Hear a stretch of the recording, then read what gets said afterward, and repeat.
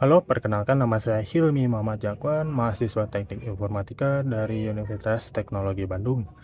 Di sini video ini akan membahas tentang wawancara untuk mata kuliah Professional Development dengan dosen pengampu pajak Febian Rusdi, di mana saya akan mewawancarai teman saya yang sedang aktif di dunia kerja, akan mengenai membahas topik kecerdasan emosi, manajemen stres, dan goal setting. Mari kita simak ceritanya. Perkenalkan, nama saya Jaka Mursid. Saya sebagai software engineer di PLN Icon Plus dan sudah berjalan selama kurang lebih 3 bulan. Walaupun saya tergolong masih baru, tapi saya sudah terlibat ke dalam tim yang kolaboratif dan mendapatkan tuntutan pekerjaan yang membutuhkan ketelitian dan juga komunikasi yang baik.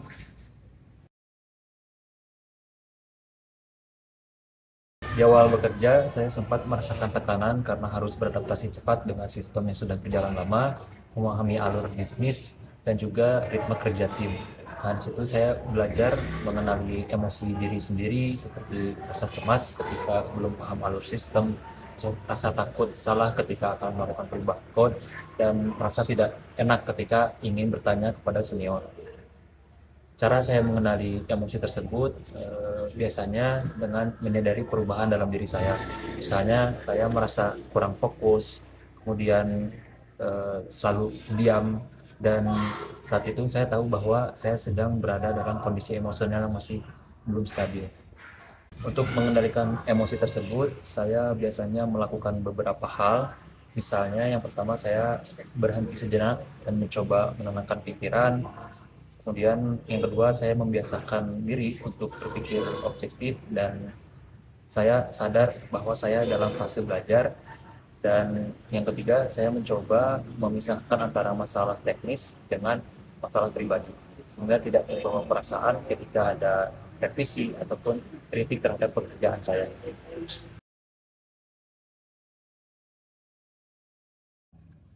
Dalam pekerjaan saya sebagai software engineer di PLN Icon Plus, tekanan kerja itu hampir selalu ada karena saya masih baru dan harus beradaptasi dengan lingkungan kerja, rekan tim, dan sistem yang sudah berjalan cukup kompleks.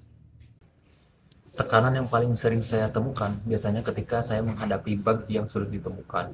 Ketika saya harus memahami alur sistem yang belum familiar dan ada suatu permintaan perubahan kode yang harus dikerjakan dalam waktu yang cukup singkat.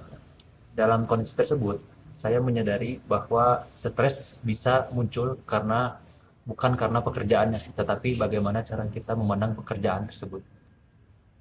Dari situ, saya belajar untuk mengidentifikasi stres saya.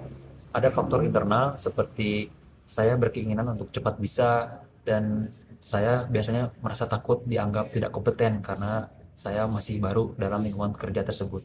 Kemudian untuk faktor eksternalnya, biasanya saya ada tekanan seperti deadline yang harus dikerjakan dalam waktu yang singkat, dan juga komunikasi yang harus cepat dengan tim ketika terjadi suatu kendala. Adapun beberapa langkah yang saya lakukan untuk bisa memanajemen stres. Langkah pertama, saya biasanya berhenti sejenak ketika merasa butuh daripada terus-menerus melihat layar, dan saya biasanya berdiri, mengambil air minum atau berjalan sebentar. Dan langkah kedua, saya biasanya membiasakan diri untuk memecah masalah besar menjadi bagian-bagian yang lebih kecil. Dengan begitu, saya tidak merasa terbebani dengan pekerjaan yang besar atau yang kompleks, dan setiap bagian kecil tersebut bisa terasa memberikan progres yang nyata. Kemudian untuk langkah yang ketiga, saya bisa lebih terbuka dengan cara bertanya dengan senior atau berdiskusi dengan rekan tim. Dulu saya cenderung ingin menyelesaikan semuanya sendiri karena saya merasa tidak enak terlalu banyak bertanya-tanya. Tetapi saya menyadari bahwa untuk bisa berdiskusi justru mempercepat penyelesaian masalah dan mengurangi tekanan dalam melakukan pekerjaan yang sudah ada.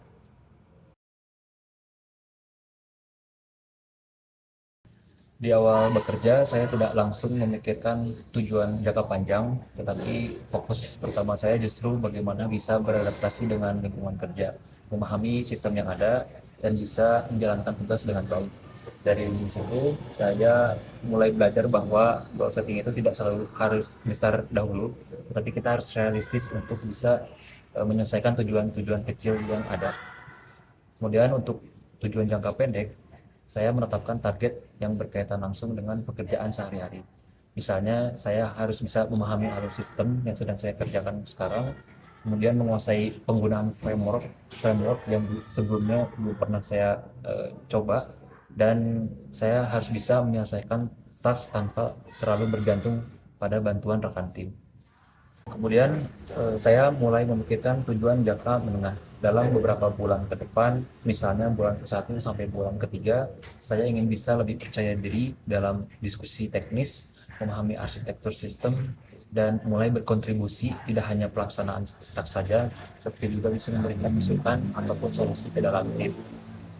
Kemudian terakhir, untuk jangka panjang, saya ingin berkembang menjadi software engineer yang tidak hanya kuat secara teknis, tetapi juga memiliki pemahaman yang baik terhadap bisnis proses. Saya ingin berada di posisi di mana saya bisa menjembatani antara mengambil peran yang lebih besar dalam pengembangan sistem yang ada. Sebagai penutup, saya yakin dalam pengembangan karir bukan hanya soal pengendalian emosi, manajemen stres, dan menetapkan sebuah tujuan. Dengan menjalani proses itu secara sadar, saya yakin saya bisa mengembangkan dan berkontribusi baik sebagai software engineering di PLN Icon Plus. Terima kasih.